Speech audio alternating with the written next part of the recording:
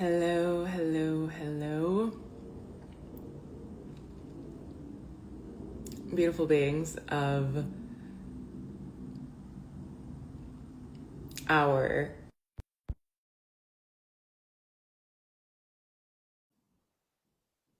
season 2,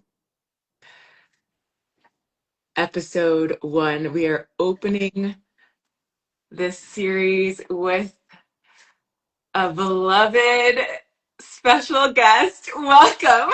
Hello. Hi. Yay. I'm so excited to be here. I'm so happy to be here with you. I was dropping in with our guest for today, Tiffany, around how beautiful it is that the first episode of this season is with you, with Tiffany. And so I want to share a little bit about Tiffany, and then we're going to dive on into the juice. And if this is your first time joining us for the Revolutionary Rich series, welcome. For wrong direction. There we go. Welcome for this ride that we're going to be going on, where every drop in, every transmission, every conversation, we're diving into the depths of real, raw conversations of what it looks like and what it means to show up as leaders during times of revolution within ourselves, within our work, within our missions, within our movements, and the way that we hold ourselves and the way that we hold wealth and magic and medicine and wisdom and value and share from our hearts and our spirits and our souls, and the way that we show up in our bodies, in our spirits, when we are in the edge of our own growth and evolution, and what that feels like and what that looks like. And the things that most people aren't saying online happen during these conversations. So stay tuned, stay present for today's transmission conversation with me and Tiffany. And throughout the whole series, we have phenomenal powerhouse guests for the entire, as of now, eight guest lineup for this series. So I want to invite you to lean in, be present in this space so you can receive the absolute most from us. We are here to be able to really allow for this open dialogue and allow for the transparency to be a catalyst for change within yourself, within your life, within your work. And I want to start off on that note because there's so much happening in the world right now. And these are those times when we are really faced and challenged with our ability to be able to stay present, and also then go beyond that. And what I like to say, go and be regenerative in the way that we are being stewards of our responsibility, of our wealth, of our money, of our time, of our energy, and how that's serving something that's so much bigger than us. So welcome to Revolutionary Rich series. Welcome to this first episode with Tiffany. Tiffany is a badass, phenomenal leader, woman, business owner who has created so much for herself and has defied all odds, gone against all limits to build a successful 7-figure business, going from being a single mom on welfare to becoming an author, a podcast host, and so much more inside of her artistry legacy, inside of her work, inside of her business. And hello, welcome, welcome, welcome, those of you that are tuning in. Rose, I'm so happy to have you here. And we are really in this time where women of color are seeing. Like, do I want to start right here? I guess I do. I was Do it. not expecting to, but here we go. I'm like, you never know what's going to happen, but you know it's going to be fucking good. Like, women of color are are being mirrored, are being reflected back atrocities, injustices, horrific experiences that we've either moved through ancestrally, generationally, or witnessed in some way within this country and globally all over the world. Mhm. And now during this particular time are being initiated into a new level of holding ourselves in Yeah. that, and holding our bodies and letting ourselves be held in that, and to, for us, I know, to also be able to be held in what we've created for ourselves and for our communities, and then to be able to take those steps with what is happening right now, to be active and to be leaning in when it could be easy. And I know it's such a normal human thing. We talk about nervous system, juicy magic, and all the things there, to want to lean out, to want to disconnect, to want to disengage, to want to dissociate, to want to bypass, which is what so many people have done for so many years when faced with the things that feel so painful that it feels too hard to even bear. So I want to just set a little bit of the tone for not necessarily the context of this entire conversation, but for this series, because it is a very timely, at the time that we're in right now, which is Wow. spring, no, not spring, winter of 2026. We're in the US, and we are also people who care about what's going on globally, as is anyone who is watching this or who is a part of our worlds. And so I'll place that here so that there's this real groundedness in the conversation as we travel through dimensions. That's what we like to do when we go through generations and into the energetics and into the tangibles and into business and into leadership and into embodiment and all of these other places. But I wanted to really just presence that because it feels important to name, that there's a sense of responsibility in that, in how we get to carry ourselves in the conversation. And also there's a levity in that, and we'll talk about that as well, of how the cultivation of joy and celebration and access to the goodness, while also being honoring of the the grief, the rage, the Yes. disappointment, the frustration, the sadness, like all of that is ancestral wisdom that also informs our agency as well. And we're taught within white, toxic, capitalist, colonialist capitalism to ignore or to not honor the full spectrum of our emotions. And you're one of the people that I so deeply love and admire and respect for the way that you show up in your leadership and allow for all of that to be fully seen and honored and witnessed, and still do the damn things. So Mm. here we are. Thank you for being here. Go ahead.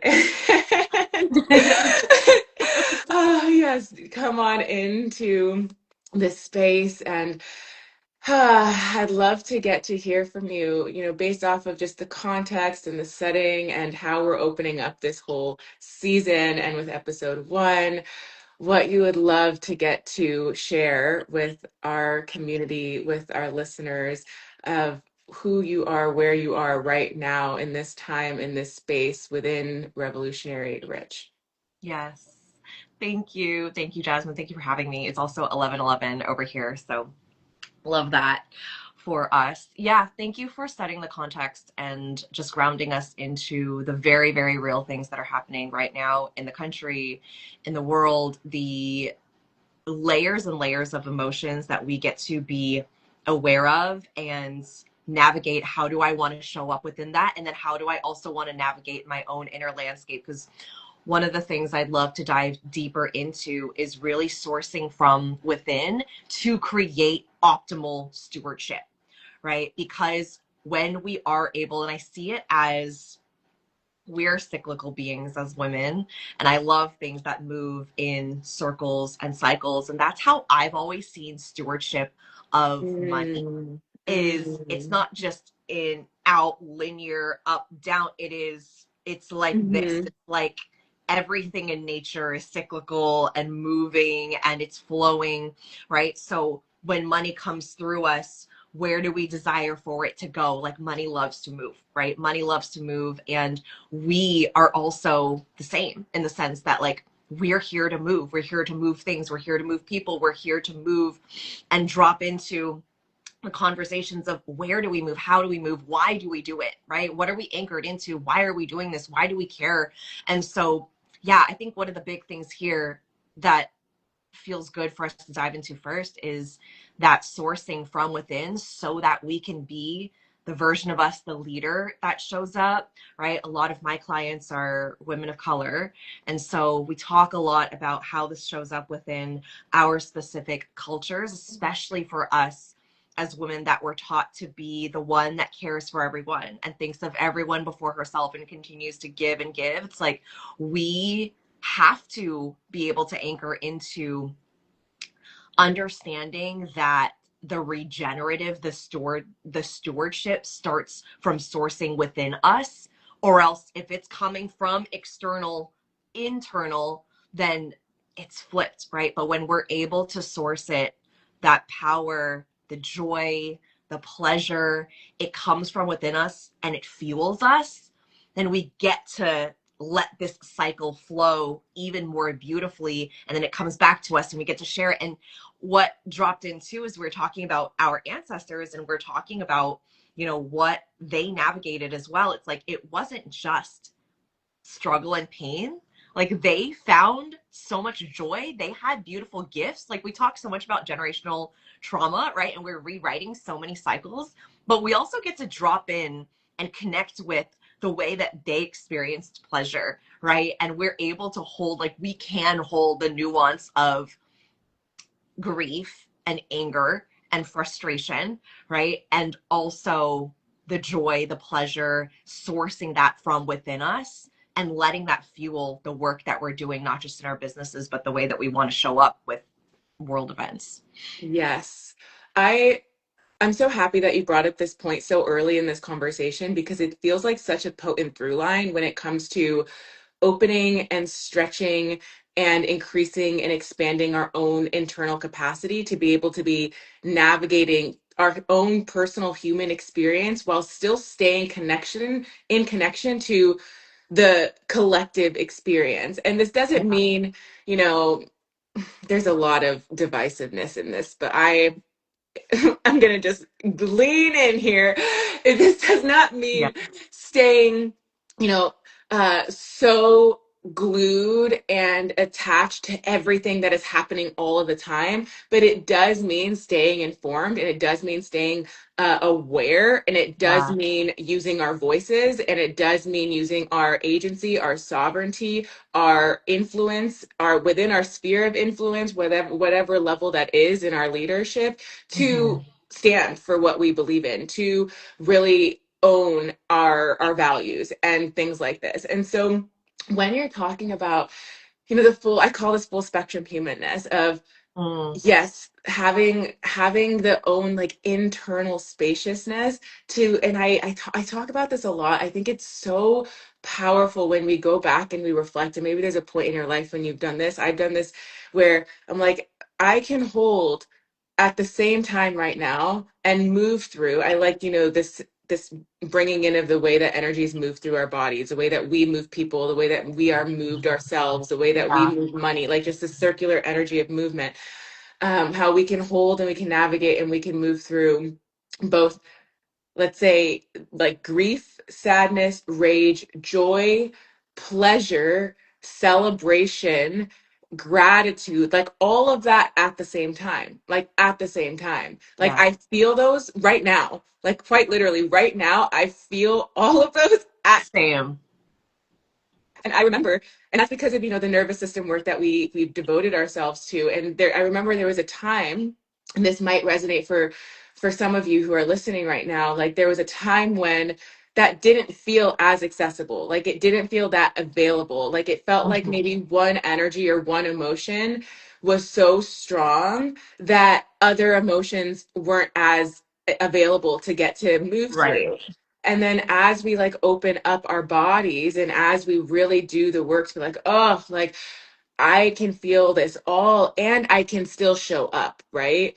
And Yeah. so that also goes back to this piece around generational wealth. And when I think of generational wealth, there's of course the tangible of money and legacy and things like this. But then there's a kind of generational wealth that I know you and I really deeply value. And I'm sure so many of you who are listening to this also have a lot of appreciation for. It's the kind of wealth that comes in connection, Mm, in intimacy, in authenticity, in truth with ourselves, with our yeah. families, with the way that we're relating, the way that we're responding. There's a generational wealth that's in the presence, right?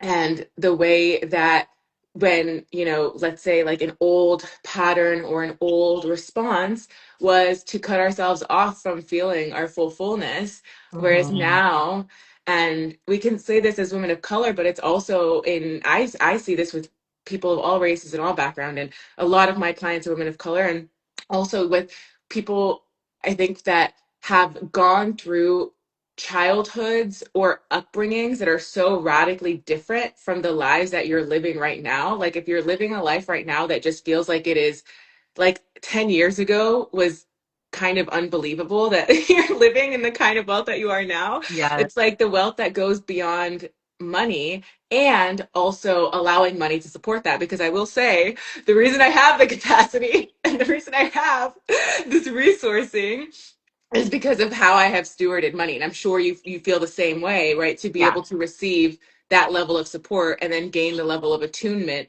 and the Mhm. tools to then be able to take care of yourself, and then taking care of ourselves then becomes revolutionary rich. When we were taught to, I know we've talked a little bit about being the oldest sibling of, you know, of immigrant families and like what that is like to have the responsibility and to care so much about other people, and then to like Yeah. reclaim that of like, wow, I get to care for my body, I get to care for my nervous system, I get to care for my Mhm. own internal beingness just as much as I care for others and for the world and for the people around me. And that actually is what creates even more impact in a way that is long lasting, in a way that's regenerative, in a way that is it goes beyond sustainable, because my Yeah. body, my being is like, let's keep doing this, let's keep Yes. showing up, because I get to feel good even when I get to also feel the things that don't feel good,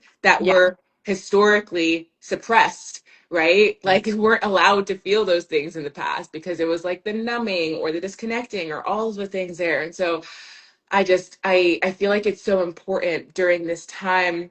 It can be easy to want to be like giving and doing and Mhm. yes, that. And in this context of being um so radically responsible for our own resourcefulness within ourselves. And I love that you bring this in, this, this sourcing from ourselves, how that also allows us to then be a resource for others, how Yeah. that lets us really support others and also receive support from others. Because, of course, as we Mhm. know, our relationship with ourselves, our connection with ourselves is our connection with everything else. And so when we pour into ourselves, our bodies on a nervous system level are so much more receptive to other people's support. And this is where I'm sure you've had your own experiences, and I want to hear about these as well, where the blessings and the miracles and the Yeah. things that are beyond our imagination, beyond our limitation, beyond what we thought was possible start to become the new reality. And then we see that ripple out effect with our communities and with our clients and the way that we're stewards of our work.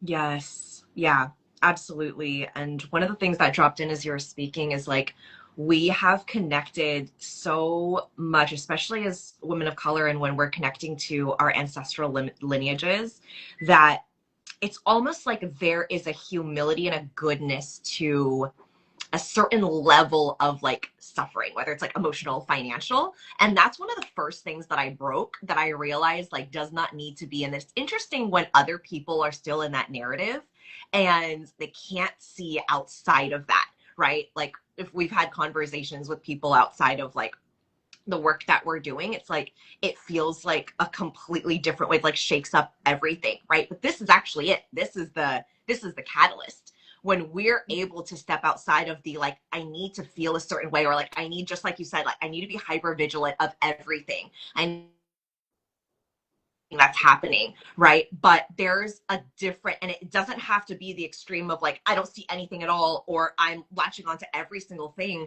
It's like there's an ability, because we're such nuanced beings. We can hold all of it. Like you said, we can hold the celebration, we can hold the grief, we can hold the joy. And it doesn't just have to be, well, I'm better because I'm in more of the suffering, or I'm better because I'm like holding on to all of this anger and grief and I'm not letting myself express it or let it like finish the process, right? Like we have to like Yes. get it out of Yes. our bodies. Like don't sit in it, don't sit in it. And Yes. we're, especially in this day and age where it's all, a lot of it social media, and it's just scrolling and it's just scrolling. And so this is what I mean by like, and I love that you use the word regenerative. I always think about you when I hear that word. Jasmine. That's my favorite thing to hear when people are like, Yes, whenever I think of regenerative, I think of you. yeah, yeah, that's your thing. And the beautiful word and the way that we understand regenerative, it is, there is a generator that allows it to continue on Mm. again and again and again. And if that is rooted in our own like self-perpetuated suffering that makes us feel like we're a better person, right? And we can relate this to like pricing. I am charging this certain lower price because then I'm not, right. If we have these thoughts about money, if we have these thoughts about what we can receive and what we can't receive and how much we can receive, then it is always this like, I am good because I am in this like level of, I'm playing small, Mm. I'm keeping myself small, I'm in a level of suffering. And that doesn't have to be the reality. I think most of us have broken and shifted out of that in order to receive and hold the nuances and experience a completely different level of our reality, right? Like you were mentioning, like there was a time where this was the way that I felt like it had to be, and it could only be that way, Mhm. right? And a lot of it again is I am taught to think, because everything that is sourcing me is coming from external. Yes. Everything that's sourcing me is coming from these outside sources, whether it be approval, validation, worthiness, like anything that would source me from within, right? It isn't coming from inner sourcing. Mm. It's coming from some level of outsourcing that needs Yes. to find me in order for me to then feel wealthy, worthy, sexy, whatever it is, right? And we're able to tap into that level of pleasure and joy. And actually, the more that we can do it from within us, I'm actually going to be diving deeper into this with the Chinese New Year's coming up. And this year Yes. is the year of the fire horse. And the fire horse, what I was like ruminating on as I was like connecting with this energy is like the fire horse sources fire from within itself. It's not fire from somewhere outside. It's like that momentum of the horse, because the year of the horse is like forward motion, let's go energy. Like it's passionate, it's fiery, it's energetic. But that fire isn't coming from something outside of itself. That's internal fire, baby. Like that's coming from within. And we get to channel that energy, like not just this year, but like we're beings that get to tap into that. And that's actually what creates like the cyclical regenerative magic. Yes. I love that you brought fire energy into this conversation. I see I see fire as one of the most powerful fuels in social change. Like really being able to hone in on the inner fire that exists within our beings, and then making it's like it's tending to the fire in a way where it is again regenerative, so it's sustainable, but it's not to the point where it's like so wildly just out of hand Yeah. that it leads to what used to happen for me, because I've been in this game like 14, maybe even going on 15 years now of like social change work, of activism work, of really passionately like transformative justice, things of this nature. And then it, started to come into my business in the ways that it has over the last many years. And so a lot of what has happened, it's like the connection to activism and the connection to revolutionary work has really shifted and changed. And I'm curious to hear how it has for you too, in ways Yeah. that feel like it is actually long lasting, because the way that it was before was the fire was just so intense and so so big that I needed to take so big breaks. And like that is where I really started to dive into like Adrienne Marie Brown. I don't know if you're really familiar with her. I adore her. No. And one of her books, Pleasure Activism, like really talks about like rest is revolution and things like this. And so I started to really Mhm. like, oh wow, like start to treat pleasure as activism for the first time in my life. And I Yes. started to treat rest, and I started to treat like all of these things that allowed me to stay deeper and deeper in my body. And it made me realize like this fire isn't going to go anywhere, actually. Yeah. And for those of us, which I'm sure the people, who are here live with us, the people who are listening, it's like you have a fire inside of you, and then you get to direct the energy that comes from the fire into the things that keep the fire going in a way that Yeah. it lasts, you know what I mean? Versus in a way that it might feel like so overloading. I can speak for myself. This is how it used to be, where it's like, okay, I need to take space from the fire. But now Yeah. it's like, okay, how can I then tend to this fire within me and show up and take the kinds of actions every day that move things forward inside of your specific mission, your specific work, and allow for that to fuel me, to energize me, and also be receptive. And this is where I'm really happy that you brought this in, because I think it's a really important part of this conversation of like how open we are to receive care and support from from ourselves, from others, from the world, and from money, right? So you brought in money, and I'm so happy because of course, like so much of the work that we do is around money and around wealth. Hmm. And there's a lot of stigma, there's a lot of charge for different levels of financial success, with also holding like the full spectrum humanness of inequity, of privilege, of access, of those who, are suffering at the hands of oppression, and then those who are in the 1%. And how do we navigate holding and having and sharing from that place of truly embodied wild overflow, while staying rooted in our integrity and in our values and what matters most. And so when you Yeah. bring up money, and I think you brought in, this piece around like pricing and things like that, like I think about the women inside of my work, and I think of you too, actually, like who are just such phenomenal leaders, like women who have gotten to the place where you're at seven figures, multiple seven figures, and there is more wealth, tangible and intangible, than has ever existed for your lineage. Like literally ever. Like you're literally holding more wealth than has ever been held for your lineage. And some of those people, like money has been passed down, but for most it's new. And so Yeah. the nervous system has then calibrated to that new level of receiving support with Mm. money.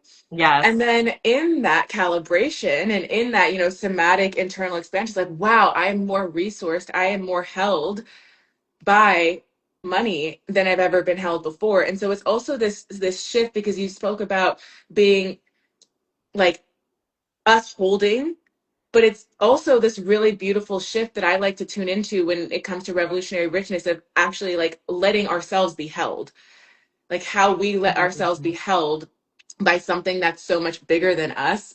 Yeah. And then how in the being held by something so much bigger than us, we actually then can serve humanity in a way that wasn't ever possible before that. Wow, I'm like, that's Oh, so huge. It's so special. huge. And we can sometimes forget about it, Yeah. and then there's this beautiful, I think, like anchoring in the nervous system and in the body around that, where it's like we are able to create so much more change because of that, Yeah. because of how resourced we are. And yes, it came from, I love that you said this, like it came from shifting our experience internally of ourselves, learning how to be more resource from ourselves. And when we also learn how to receive from others and from God, Spirit, multiverse, Mother Earth in that way that is in, alignment. And what I like to use is this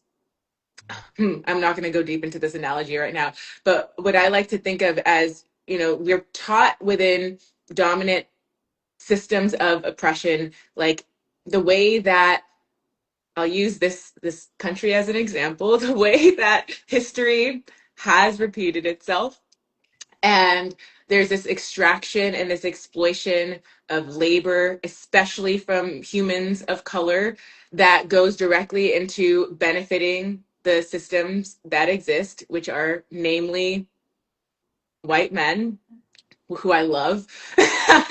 I'm like, most of my Yep. most of my partners have been white men, um, and in that we've taught to extract and exploit ourselves. And so for so Yeah. many of the women and the humans that I've worked with, and I'm sure you've experienced this, and I'd love to hear whatever comes through for you around this, like because we've been taught by outside of ourselves to extract and exploit, because it's the system and the structure that we were born into, that we were indoctrinated into, we were programmed within to, then we have to rewire ourselves and reprogram ourselves to then be like, oh, I can receive from source, and I can like treat and care and love and honor my body, my being, my spirit in this way where I get to receive. And in that space of receiving and circulating and stewarding and holding more of that embodied wealth, then the giving comes from the overflow, the sharing, the generosity. It comes from that different energetic. And I see this with people at all income levels, like those of you who, are a lot further along in your journey, or for those of you who have really, big, big visions and missions, and you already know, like you're going towards, you're in, like your mission is so big that the only way it can happen is if money is supporting you at that level. Like the only way you can create that level of impact is by stewarding or by receiving or by circulating, regenerative millions. And so Yeah. with that comes like, yeah, that receptivity in the body of like, I get to receive this much because I have the responsibility to serve at this level. Right.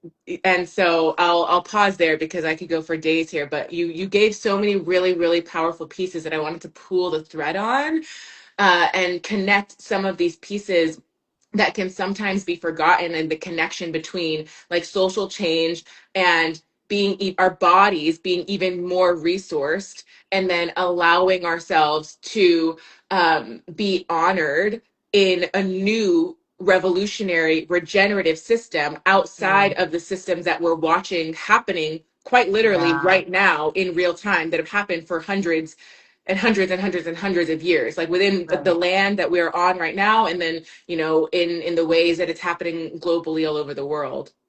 Absolutely. Yes. Thank you for bringing up all of this and tying it all together. And I think what I want to bring is like what you were saying about the fire and not being consumed by the fire, and tying that in with like how do we actually like ride it, right? Like how do we actually let it fuel us without it consuming us? And I think for a lot of people, like I've always heard people around me who are very natural givers and lovers, and they're highly sensitive and they're empathic, like, oh, I couldn't do that, it would be too much, I couldn't hold that, right? But it's like we also desire those people to be in spaces, especially in social justice, that care so deeply. So it can't just be that you care so much so you can't do this work.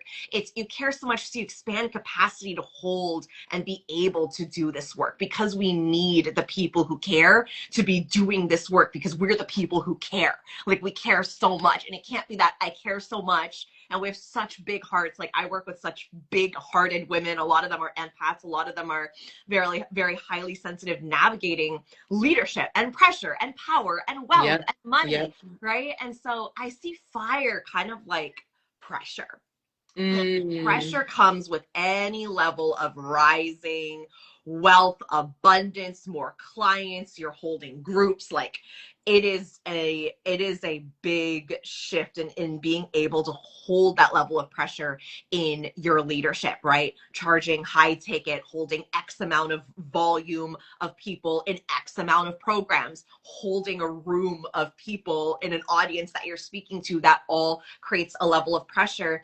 And then also being able to be a voice for change and revolution and the shifts that we want to see on this planet, right? That takes a level of pressure. And so Yes. it's not just, well, I get to a point where it feels really hard and I crumble. It's like, how can we, like you said, source that rest, the joy, the pleasure, the capability and ability to hold more without Yes. it letting us crumble? Because we see too many people who care so much that weren't able to care for themselves. We see this in Yes. mothers. We see this in a lot in the mother archetype, but a lot in like the people who serve. So how can we be leaders that are not the we're not like that doesn't have to exist in our reality, right? We're tapping into that's where the regenerative component gets to come in and serve us to serve others, right? And Yes. it gets to be for us, and it gets to be like, what do I desire? What will feel good in my body? And how can I bring in that level of pleasure and fun and joy and play, and not divert to like, well, I shouldn't be feeling this, or I can't be feeling this because of what's happening out there. It's actually because I choose to feel this, and because I choose to rewrite this whole narrative, it is the way that I'm serving. It is the Mm. way that it gets to flow through me, Mm. right? It's different than the way that we've been taught. It's different than the way that we see it. But it is like it's for those that care and have the ability and desire to expand capacity to hold more, and not just hold more wealth, even though that's a piece of it, but to be able to hold more responsibility in the Mhm. change we want to see in the world. Yes. This is our work. It is our Yes. responsibility. Our capacities, our pleasure, our joy are our responsibilities. And for the work that we want to ripple out Yes. into the world, it has to start here. Yes. Absolutely. Absolutely. One of the things here that feels so pertinent, and I'd actually love to tune in with you around this on a deeper way, is, you know, expanding our capacity is something that we hear a lot about. Yeah, Like sure. in our sector of the industry, let's say, of the coaching industry, of the leadership industry, of the transformational service-based industry, which most of you might be, maybe you're not, and there's other parts of that that you're resonating with. But then what does it actually mean to expand your capacity? And when we talk about wealth and money, the thing that everyone who's reached certain levels of success, once you've established your business and you have a reputation and you sold out the programs, you've filled your spaces, you're serving more people than ever, like the capacity piece is responsibility, of course. Like yes, it's like, how much responsibility can you hold with the level of pleasure that you allow yourself to live in, while honoring the full spectrum emotions that come with also the pressure and the hardness.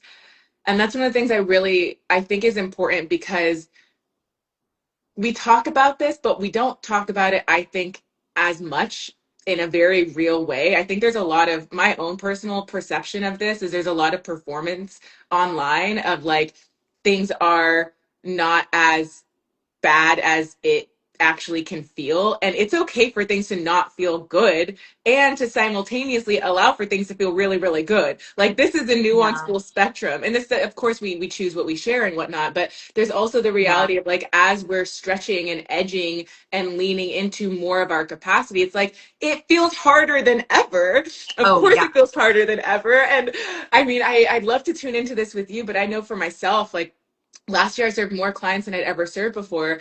And there was hundreds in some of my spaces, and also like the most intimate, in depth, like like private and like inner circle work in some of my higher level spaces, and those were all happening at the same time, like going really really deep with small groups of people, and then also serving, you know, larger groups of people. And I learned for myself, I'm like, oh wow, while this is happening in my personal life, this is happening out in the world, I'm showing up for community and for family and all of these other ways. And it's like, it wasn't for me like this, oh, I've arrived at this place that I've been dreaming of, and all of a sudden like things feel things feel Yeah. like, you know, so much uh like rainbows and butterflies, you know what I mean? And there's a lot, most Yeah. people here, you know, you've already been disillusioned in that, you're like, oh yeah, like I get to feel more free. I get to feel more spacious. I get to feel more liberated. I have, you know, more choice, more privilege, more beautiful things than ever before. And it's really hard. Like there are times where it's really hard, and then you alchemize Yeah. and you move through the hardness and you create ease. And then our bodies learn how to hold ease in it. And so it's like having the Yeah. ability and then increasing the ability to hold all of that, to hold the pressure, to hold the hardness, to hold the pleasure, Right. to hold the goodness, to hold all of those complexities, and then be held in that too. And Yeah. then let, you know, ourselves and our missions and money be supporting that, and the way that we're stewarding it and the way that we're receiving it. And then be like, okay, right here, right now was a time that you created a year ago or 2 years ago or 3 years ago.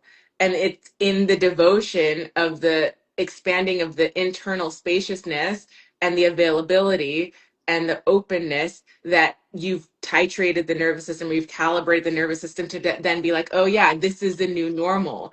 This is the new normal. And then seeing how that ripples out into the world, where it's like, you look at your community members. I know I do this all the time, where I'm like, wow, this is wild that your new normal is experiencing like the the highest levels of joy, of freedom inside of your life, inside of your business, while also life still lifing, but Yeah. feeling the most supported than ever. And also that allowing you to support more people than ever, and like how that ripples and ripples and ripples and ripples and ripples. So I'd love to hear from you. Like, what would you say is maybe a point that feels like it was,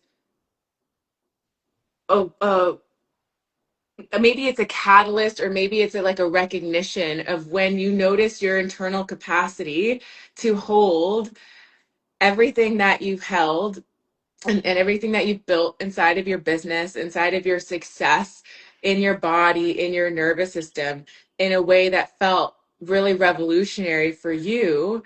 And the way that you know, you crossed that 7-figure mark, and you've already impacted so many people inside of your work, to where you landed in a whole new revolutionary paradigm of what the base normal is, Mm. and how you experienced your leadership inside of what you created in that.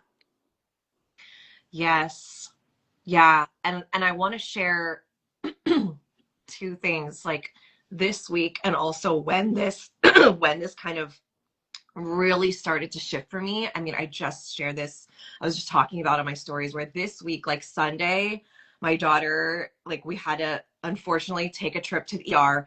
Extremely unexpected. I was able to hold that, and my had to end up seeing my grandma that same night. She was like locked out of her apartment, and I had to, like, I'm the one who has the keys. Like, I'm her caretaker. I'm also a single mom.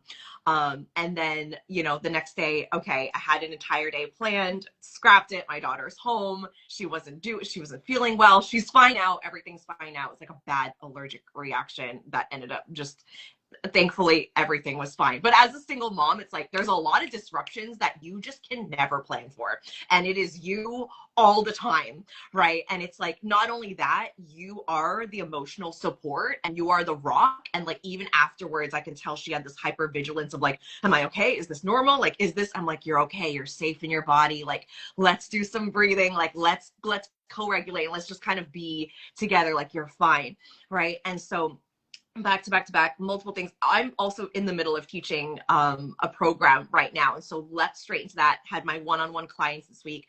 And I was just reflecting on like, wow, I couldn't have done this a couple of years ago. Like this would have been max.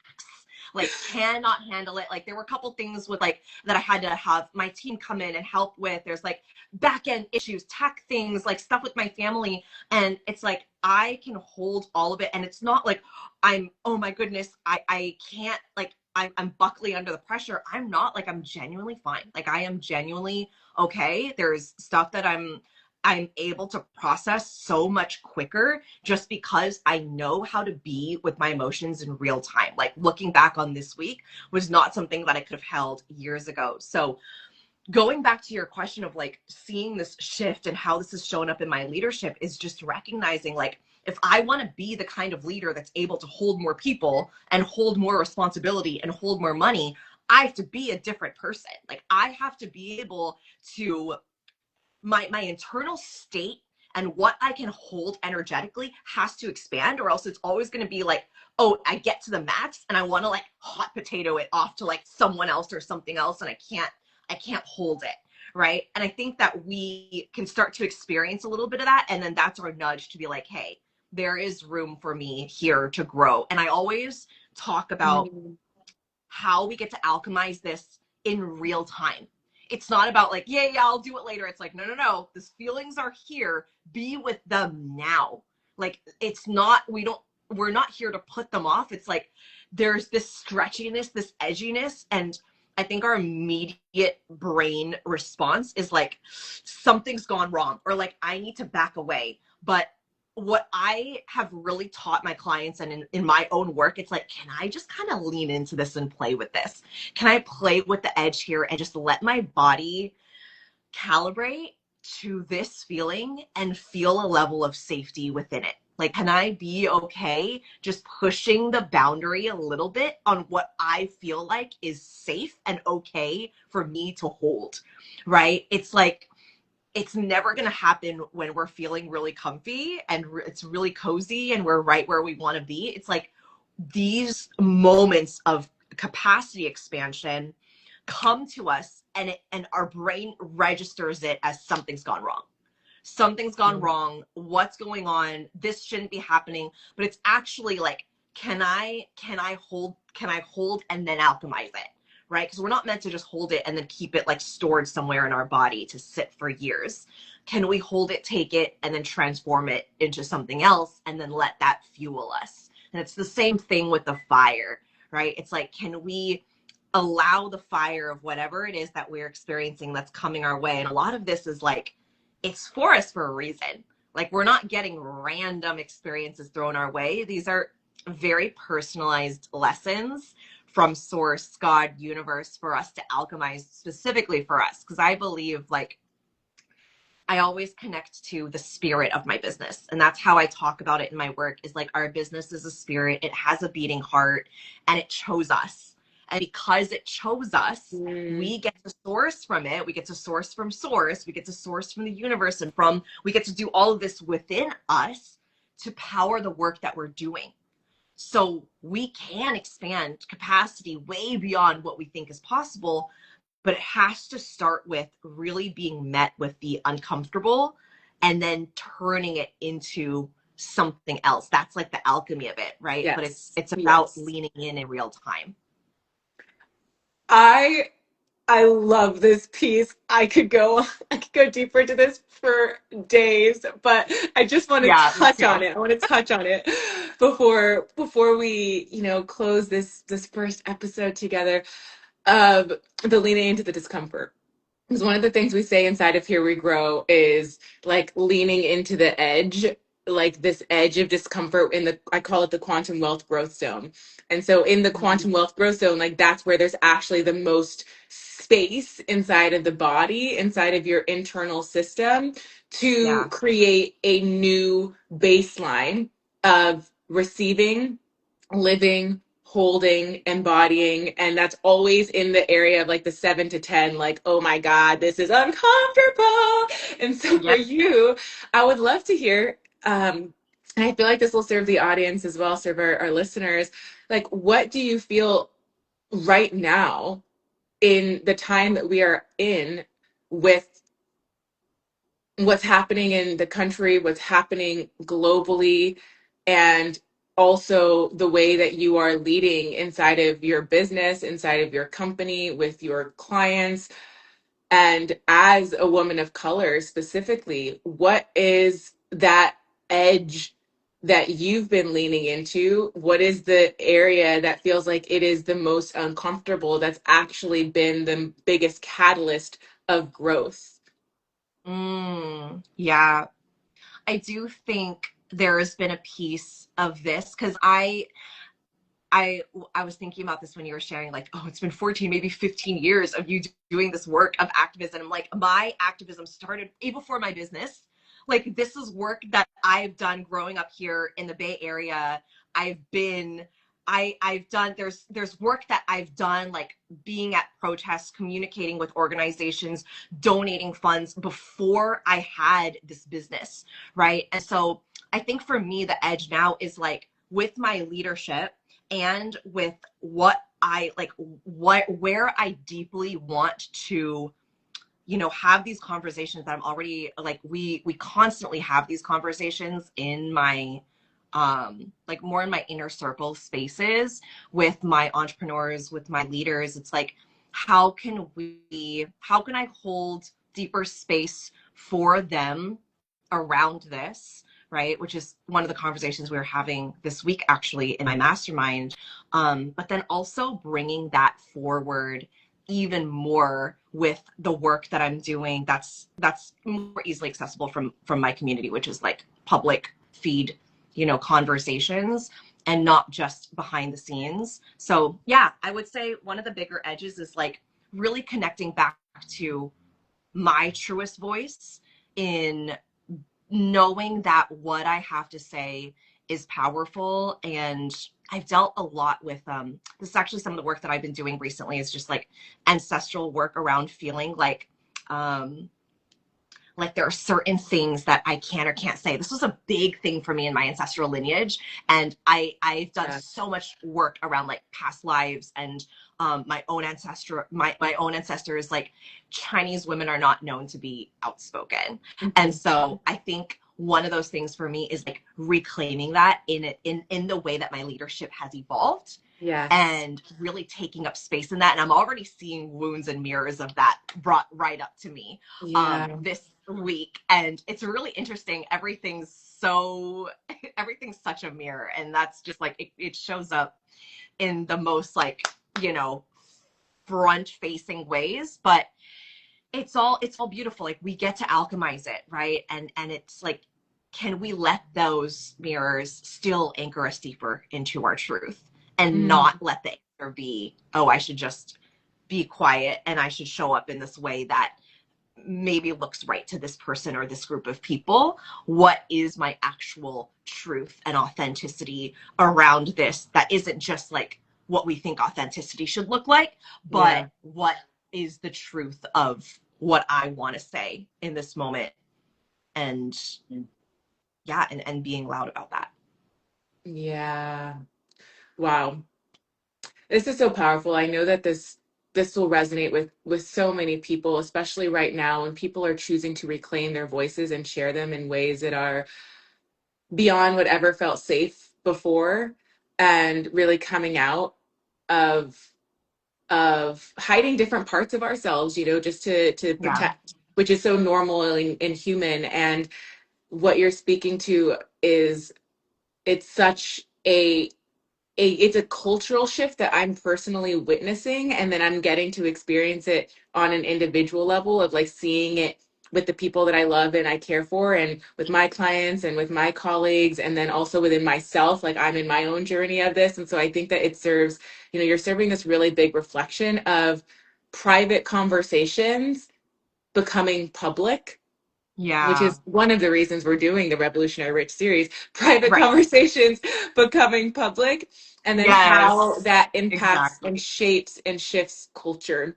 And the way that the openness and being able to be transparent in our truths actually can bring us closer to each other and to Yeah. the desire for humanity, which is that boundless unconditional love and acceptance and care and support, and letting ourselves be held by each other in new and deeper ways. And it feels like a really beautiful way to get to close this first session, as well as one aspect of Yes. revolutionary richness. So thank you so much for being an honored guest in this series. And you are also inside of season 1. So for those of you that are tuning in or watching the replay, you'll also be able to watch Tiffany inside of season 1. And to end off, is there something that you'd like to share for our listeners here to support in anchoring in calibrating, in growing in what feels revolutionary rich for you and for the world right now? Like one little maybe nugget or takeaway, or download that comes through that wants to be shared with anyone who's listening here. Yeah, yes. Yeah, the last piece I want to share, and kind of like what I was just saying a moment ago, I think for a lot of us, we have wounding around what we feel like we can say, especially when it comes to the culture that we as a society have created around social media, and what feels safe to say and what doesn't feel safe to say, and is this right and is this wrong? And I really think that the power of connecting to the person that you want to speak to, who's ready to receive your truth, right? Because your truth is your truth, and if there's a piece of that that feels really sticky, and if there's a piece of that that's like, I'm coming into a next level of leadership, I'm coming into a next level of speaking out online, which I think for a lot, like especially across my clients, it's like this is the work that we're doing and anchoring deeper into over and over again. It's like a continuous process, right? But you're thinking about, I think our brain thinks too, like, who's going to misunderstand me? I know that was one of my biggest wounds, is like, I'm being misunderstood, or someone's going to take this differently or take this the wrong way, right? But there's a reason why, again, the spirit of your business chose you and the heart of your business chose you with the voice and the truth that you have.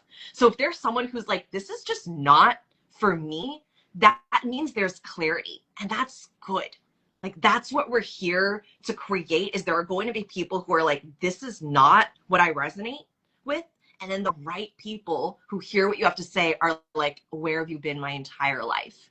And so when we focus on the people who are ready to receive, like, we're ready to receive the guidance and it comes through us, and they're ready to receive us and our work, that's like the most beautiful energetic match.